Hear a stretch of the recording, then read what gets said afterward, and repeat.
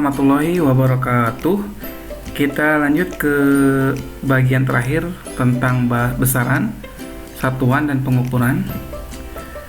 Nah, kita lanjut ke mikroskop cahaya. Ini biasanya, atau mikroskop optik, biasanya ada di lab-lab biologi ya.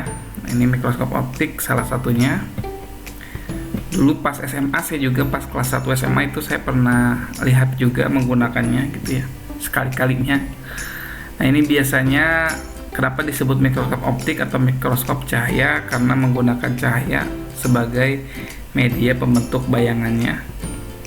Nah, mikroskop itu bisa membentuk bayangan yang dilihat sampai ratusan hingga ribuan kali lipat. Ini biasanya objek yang kecil biasa dilihat gitu ya, jaringan hewan, tanaman, protozoa, dan lain sebagainya. Dulu pas SMA saya membawa sampel air dari kolam dan bisa melihat kehidupan dalam air itu. Ternyata ada semacam bakteri yang bisa saya lihat. Kemudian mikroskop elektron. Nah, ini lebih hebat lagi, alatnya seperti ini, lebih canggih lagi. Nah, dia itu kalau tadi menggunakan cahaya, kalau mikroskop elektron itu menggunakan berkas elektron untuk pembentukan bayangan. Ini memperbesarnya hingga jutaan kali lipat gitu ya. Nah, ini bisa mengukur bakteri, virus, sel darah gitu ya untuk melihat. Nah, contoh hasil pengukuran menggunakan mikroskop elektron. Ini bakteri Staphylococcus aureus gitu ya, menggunakan mikroskop elektron. Nah, di sini juga udah ada skalanya. Skala dari hasil pengukurannya ini 1 mikrometer. Kalau cara bacanya tinggal membandingkan saja sih, membandingkan ukuran si bakterinya dengan skalanya. Atau kamu bisa gunakan ini, misalkan panjang ini segini itu di penggaris 1 cm. Artinya 1 cm penggaris itu menunjukkan 1 mikrometer.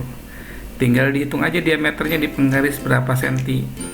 Kalau setengah senti berarti ukuran bakteri ini diameternya adalah setengah mikrometer. Kalau 4 cm berarti 0,4 mikrometer begitu ya. Nah, kemudian ini gelas ukur digunakan untuk mengukur zat cair biasanya gitu ya. Tinggal dimasukkan aja terus kita baca hasil pengukurannya.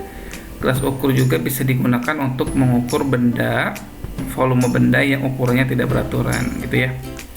Ini ada zat cair sebelum diisi benda 30 ml. Ketika udah diisi benda adalah jadi 50 ml. Maka volume bendanya tinggal selisihkan aja. Volume bendanya adalah 20 ml. 50 dikurangi 30. Kemudian ini volume zat cair juga yang familiar dengan kehidupan sehari-hari. Ini dosis untuk biasanya imunisasi, terusnya tuh kalau cek darah gitu ya. Kemudian nanti ada vaksin COVID-19 nih, berapa dosisnya gitu ya yang aman. Atau mungkin yang orang sibuk biasanya disuntik vitamin C ya. Nah, ini juga yang sering ada dalam kehidupan sehari-hari itu volume bensin ya. Ini volume bensin satuannya liter, volume ini liter ya. Ini yang lagi viral nih.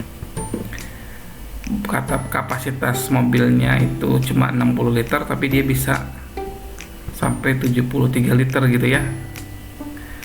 Oke, mungkin cukup untuk bab tentang pengukuran. Semoga bermanfaat. Terima kasih, kurang lebihnya mohon maaf. Assalamualaikum warahmatullahi wabarakatuh.